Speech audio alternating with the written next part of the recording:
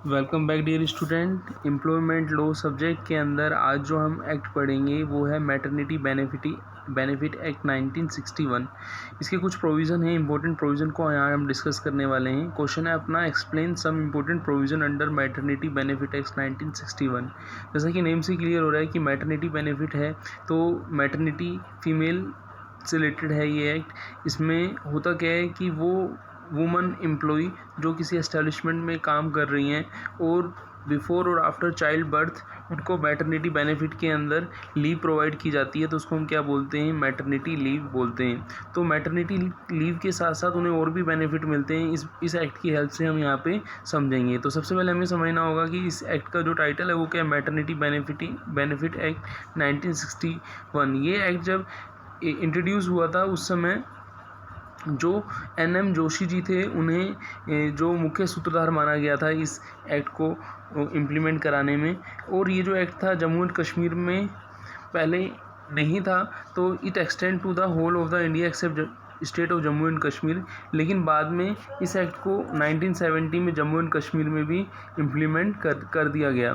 तो अब यहाँ पे जो हम डेफिनेशंस की बात करेंगे इस सेक्शन के अंदर कि ये जो आपका एक्ट है वो कहाँ कहाँ पे एप्लीकेबल है। कोई एवरी फैक्ट्री माइंस है, कोई प्लांट है, कोई ऐसा एस्टेब्लिशमेंट है जहाँ पे 10 या उससे ज़्यादा वर्कर काम करते हैं, वर्कर मतलब मेल भी हो सकते हैं, फीमेल भी हो सकते हैं, वहाँ पे ये एक्ट लागू होता है। और ये जो एक्ट है ये रेगुलेट क्या करता है, employment of woman before and after maternity, मतलब जब बच्चे के जन्म से पहले और उसके बाद उनको मैटरनिटी बेनिफिट को लागू करने पर ये एस्टेब्लिशमेंट ध्यान देते, हर एस्टेब्लिशमेंट में इसका ध्यान रखा जाता है।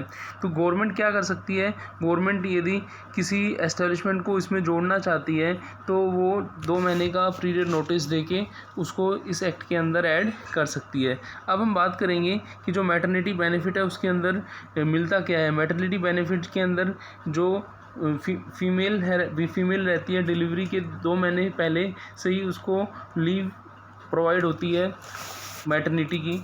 और आपकी टोटल जो उसको 26 वीक जो मिलते हैं उसके अंदर वो अपने न्यू बॉर्न चाइल्ड का केयर करती है। और इसके अलावा एक दिन में यदि उसको अपने बच्चे को फीड कराना है तो दिन में 4 बार वो अपना बच्चे को फीड करा सकती है। उसमें रेस्ट ऑफ इंटरवल को हम इंक्लूड करेंगे। कुछ चीज़ें हम और भी डिस्कस करेंगे इस एक्ट के अंदर, मैटरनिटी बेनिफिट के अंदर। सबसे पहले जैसे हम बात करते हैं कि जो एम्प्लॉयर है वो कौन है। एम्प्लॉयर आप समझ गए होंगे कि जो गवर्नमेंट एस्टेब्लिशमेंट है या फिर आपकी स्टेट गवर्नमेंट है या फिर सेंट्रल गवर्नमेंट है या फिर आपका लोकल अथॉरिटी है, तो वो क्या मानी जाती है, इसमें एम्प्लॉयर मानी जाती है।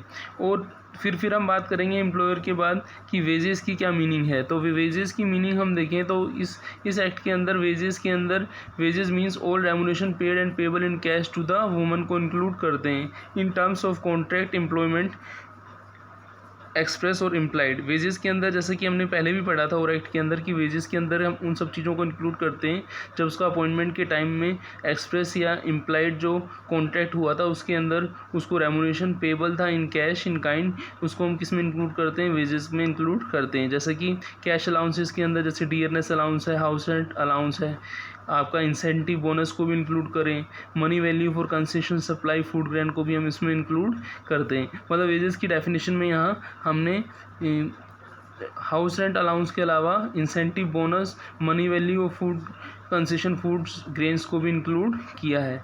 अब हम बात करेंगे कि ये जो वेजेस के बाद जो नेक्स्ट है प्रोविजन ऑफ सर्टेन पीरियड की, जो आपका no employer shall knowing employ woman in any establishment during the 6 weeks immediately following the day of her delivery, miscarriage और medical termination of pregnancy।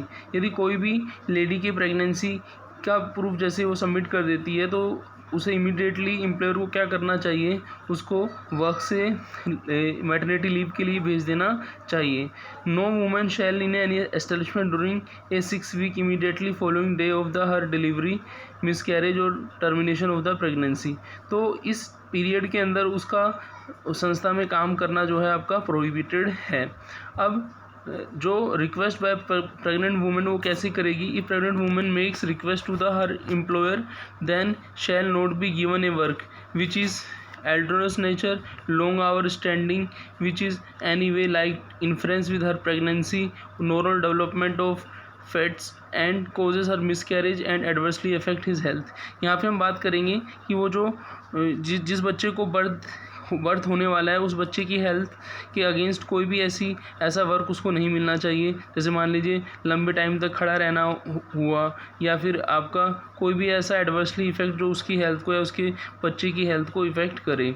For a 1 month immediately preceding the period for 6 weeks of her expected delivery which of, कि इसके लिए company हो या establishment हो, वहाँ पे वो वुमन क्या कर सकती है, अप्लाई कर सकती है लीव के लिए।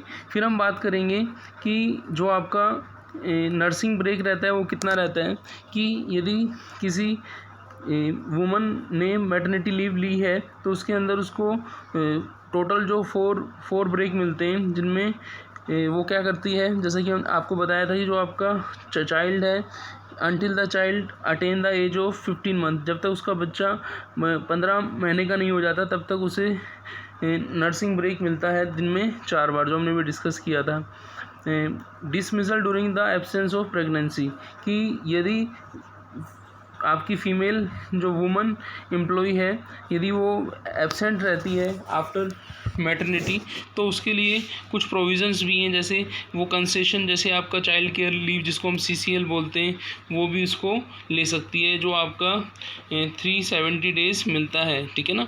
और उसके लिए जो बच्चे की एज होती है वो 3 साल से छोटे बच्चे के लिए चाइल्ड केयर लीव ले सकती है। तो कहने का मतलब ये हुआ कि गवर्नमेंट कहीं ना कहीं जो वुमन एम्प्लॉयड हो रही है वर्क प्लेस में, उसकी हेल्थ के लिए, उसके बच्चे की हेल्थ के लिए काफ़ी स्ट्रिक्ट है government. No deduction of the wages in certain cases, कि जब वुमन अलाउ होती है किसके लिए, मैटरनिटी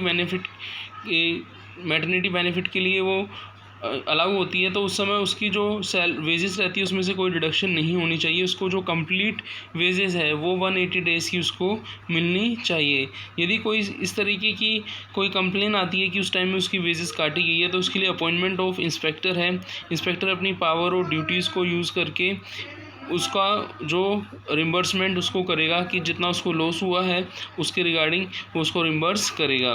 तो यहाँ पे हमने देखा कि इस एक्ट के अंदर जो वुमन के इंटरेस्ट और उसके न्यू बॉर्न चाइल्ड जो होगा उसके हेल्थ के लिए बहुत अच्छे प्रोविज़न्स हैं।